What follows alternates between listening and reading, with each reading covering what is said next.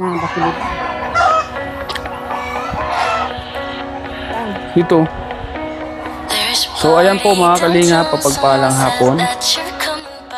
Yan, binisita po natin ang lupa na pwede po naming bilhin ni Grace.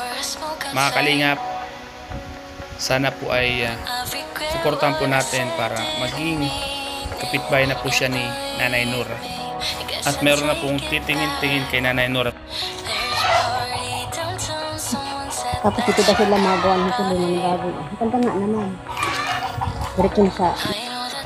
Ito po yung matagal nang pinapangarap ni Grace para kahit paano ay masama niya si Nanay Nora pag wala po si Rosan sa kanilang bahay, mga kalingap.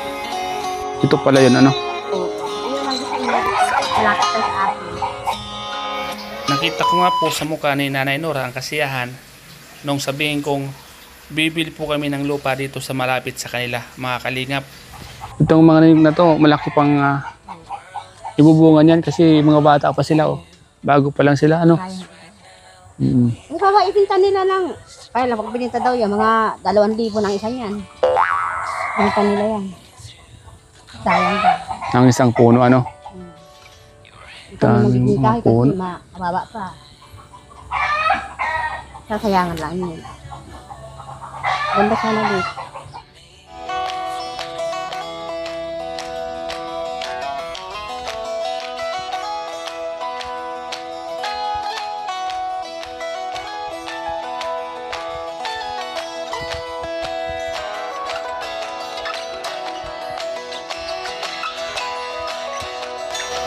Marami pwedeng gawin dito ni Grace. Pwede siyang maggawa ng kulo ng baboy at magtanim-tanim at iba pa tulad po ni Nanay Nora. Tahimik. Sana po mga kalingap, patuloy niyo pong suportahan ang aking mga vlog dito kay Grace para matulungan ko rin po sila kahit pa paano, mga kalingap. Sa panonood nyo po at hindi nyo pag-isip ng ads ay malaking tulong po yan. Kasama na niyo.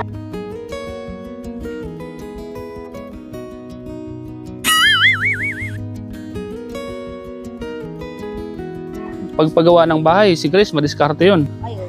Ano, kahit mga light materials lang. Hindi na simentado, yung ano lang. Simple lang, katulad mong sa amin. Ganun lang. Oo. Yung kawayan. Basta sarili mo ang lupa mo, ano? Baka gusto niya kasi yan, ano daw sila, malapos ng kulungan. Sa baba, dito sa baba. Bakit kasi may mga may-ari pa ng lupa? Ano, dati bag wala naman, ano? Kasi ito, mga private man ito. Sa gobyerno. Oo. Private to, ano? Private. Pupuntahan ko si Grace. Oo, baka, Punta ko doon na, kay Grace. baka pag ano, So, ayan. Ate Nora, ano? Alis na po ako. Punta ko si Grace. May daan dito. May daan. So, ayan po mga kalinga, papagpalang hapon. Nandito po tayo ngayon kila Carla. Galing po tayo kila Nanay Nora. Itong bahay nila Carla, oh. Sa likod po ito. May daan po dito, mga kalingap. Bisitahin natin at kumustahin natin si tatay.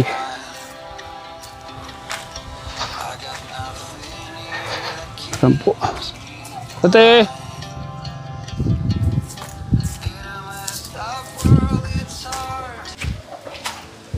Ayan po mga kalingap.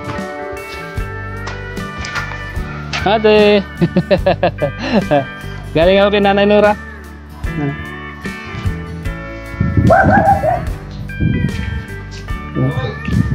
Oh! Yan po mga kalingap. Yung bahay po nila Carla, dinaanan natin. Yan po sa likod, oh.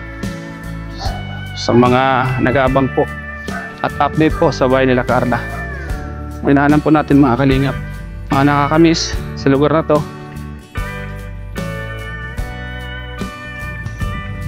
Salamat po mga kalingap sa inyong lahat. Sa lahat ng mga viewers natin.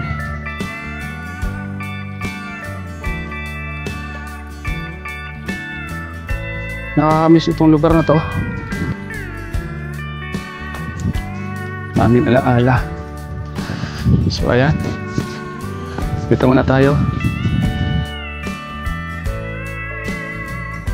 paminsan-minsan daan natin to.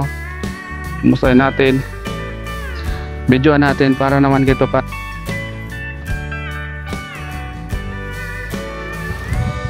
Mapanood nyo sa vlog na ito. Kumustahin natin sinto yung mga kalingap. Yan, salamat po mga kalingap sa inyo lahat, sa lahat ng sumusuporta po. Ano? Sarap pagtambay dito kasi presko yung hangin. Presko po yung lugar. At siyempre mga kalingap,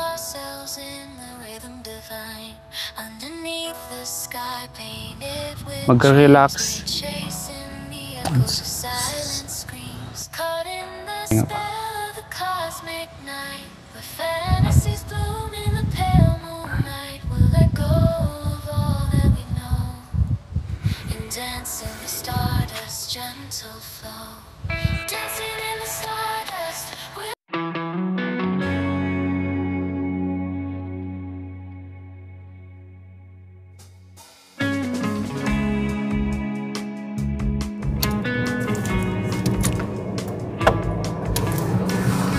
So ayan po mga ka-Jomcar, napadaan po tayo dito, galing din po tayo sa scouting.